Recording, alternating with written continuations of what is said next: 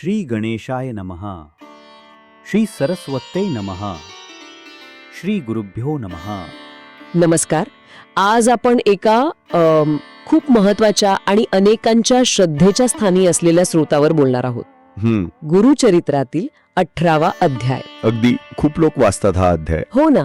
आणि आपल्या स्रोतामध्ये असं म्हटलं आहे की या अध्यायाच्या पठणाचे अनेक फायदे आहेत.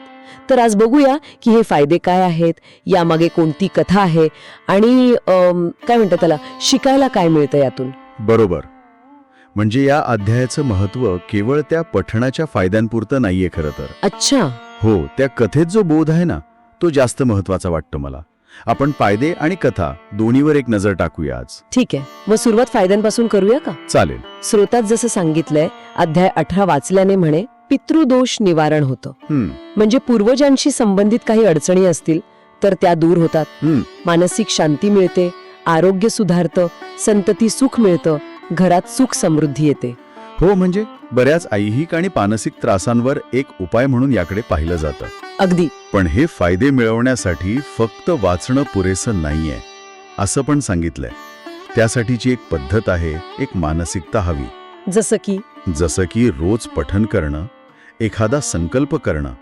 पण ह्या सगळ्यात महत्वाचं काय असेल तर ती श्रद्धा आणि भक्ती. तो भाव जास्त महत्वाचा आहे नुसत्या पठणापेक्षा. बरोबर. आणि हीच श्रद्धा आपल्याला त्या कथेत पण दिसते, नाही का? अगदी. ती कथाच मुळी श्रद्धेची परीक्षा घेणारी आहे. आपण येऊया त्या कथेवर. तर स्रोतात वर्णन आहे की श्री गुरु नृसिंह सरस्वती भिल्लवडीनंतर पंचगंगा संगमाजवळच्या परिसरात गुप्तपणे राहत होते. हो, त्या जागेला दक्षिण काशी किंवा प्रयाग क्षेत्र इतकं महत्व दिलं जातं. तिथे एक औदुंबराचं झाड होतं. लोक त्याला कल्पवृक्ष मानायचे आणि जवळच अमरेश्वराचं देऊळ पण होतं. आणि ह्याच परिसरात होतं अमरापूर नावाचं गाव. तिथे एक ब्राह्मण राहायचा. विद्वान होता तो, वेद वगैरे जाणणारा, पण खूप गरीब. किती गरीब म्हणजे? इतका की त्याच्या अंगणात एक घेवड्याचा वेल होता आणि त्या वेलाला येणाऱ्या शेंगांवरच त्याचं घर चालायचं, अक्षरशः. पण माणूस समाधानी होता. अच्छा. अत्यंत सात्विक. मग एक दिवस काय झालं, स्वतः श्री गुरु त्याच्या घरी आले भिक्षेसाठी. त्या ब्राह्मणानं अगदी भक्तिभावाने गुरूंची पूजा केली, पाय धुतले. आणि जेवायला काय देणार तर त्याच घेवड्याच्या शेंगांची भाजी. बरोबर. जे होतं ते त्यानं अर्पण केलं. गुरु प्रसन्न झाले आणि आशीर्वाद दिला. अरे, तुझं दारिद्र्य संपलं. हो, पण इथे खरी गंमत आहे. काय? जाताना गुरूंनी काय केलं तर त्याचा तो जो एकमेव आधार होता, तो घेवड्याचा वेल, तो मुळासकट उपटून फेकून दिला. अरे देवा. म्हणजे ज्यावर त्याचं पोट अवलंबून होतं तोच उपटून टाकला. हो. आता विचार करा, ब्राह्मणाची बायको, मुलं सगळे रडायला लागले. आता कसं जगायचं? आधारच गेला आपला. साहजिक आहे. पण तो ब्राह्मण बघा, त्याची श्रद्धा किती. तो सगळ्यांना शांत करतो आणि म्हणतो, गुरूंनी जे केले त्यात आपलं भलंच असणार, आपलं प्रारब्ध कोण बदलणार. म्हणजे त्याने अजिबात त्रागा नाही केला. नाही, उलट तो शांतपणे ती जागा साफ करायला लागला, ते उपटलेलं मूळ बाजूला करायला लागला. आणि काय आश्चर्य, काय झालं? त्या मुळाखाली त्याला एक हांडा सापडला, पूर्णपणे सोन्याच्या मोहरांनी, म्हणजे धनाने भरलेला. निधान म्हणतात त्याला. अविश्वसनीय. म्हणजे गुरूंनी वरवर नुकसान केल्यासारखं दाखवलं, पण खरं तर दारिद्र्य उपटून टाकलं त्याचं. अगदी. हाच तर मुद्दा आहे.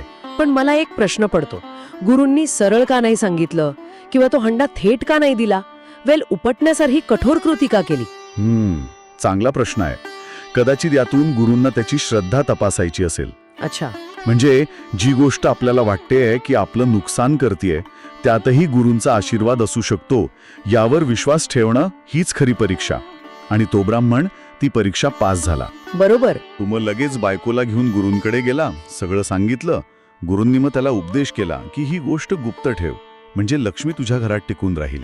म्हणजे या कथेचा सार हाच की गुरूंवरची ती अढळ श्रद्धा आणि त्यांच्या कृतीमागचा हेतू जरी लगेच कळला नाही तरी विश्वास ठेवणं महत्वाचं. बरोबर. जसं स्रोतात एक ओळ आहे, जासी होय श्री गुरु कृपा, त्यासी कैचे दैन्य पाप. हो, म्हणजे गुरूंची कृपा झाली की मग दारिद्र्य आणि पाप कसलं राहणार. अगदी. आणि ती फक्त बाहेरची कृपा नाही, ती आतून बदलते माणसाला. त्या ब्राह्मणाची ती शांत वृत्ती, तो प्रारब्धावरचा विश्वास, ती श्रद्धा, त्यामुळेच त्याला ते निधान सापडलं. दुसरा कोणी असता तर कदाचित नुसता रडत बसला असता. खरंय. तर या चर्चेतून हे स्पष्ट होते की गुरुचरित्रातील 18वा अध्याय वाचण्याचे फायदे तर आहेतच, पण त्याहीपेक्षा जास्त महत्वाची आहे ती कथा आणि त्यातून मिळणारा बोध, श्रद्धेचं सामर्थ्य आणि परिस्थितीकडे सकारात्मक बघण्याची दृष्टी. हो, आणि जाता जाता एक विचार मनात येतोय माझ्या. काय? तो घेवड्याचा वेल त्या ब्राह्मणाचा आधार होता हे खरं, पण कुठेतरी तो त्याच्या त्या गरिबीचं, त्या मर्यादित जगण्याचं प्रतीक पण बनला होता का?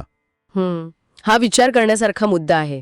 म्हणजे कधी कधी आपल्याला वाटतं की आपला आधारच जातोय, पण कदाचित त्याच वेळी आपल्या पुढच्या मोठ्या प्रगतीचा मार्ग मोकळा होत असतो. गुरुंना कदाचित हेच तर सुचवायचं नसेल. असू शकतं. यावर विचार करायला हरकत नाही का?